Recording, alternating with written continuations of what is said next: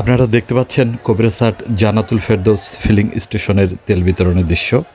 ধাপে ধাপে একটা একটা করে মোটরসাইকেল তেল নেওয়ার পর পূর্ব দিক দিয়ে বের হয়ে চলে যাচ্ছে। প্রত্যেক মোটরসাইকেলকে ৩০০ টাকার করে তেল দেওয়া হচ্ছে এবং একটা একটা করে মোটরসাইকেল পশ্চিম দিক দিয়ে প্রবেশ করছে।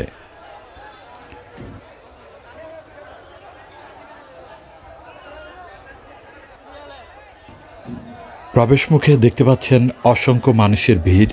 সবাই মোটরসাইকেল নিয়ে দাঁড়িয়ে আছে আগে প্রবেশ করার জন্য।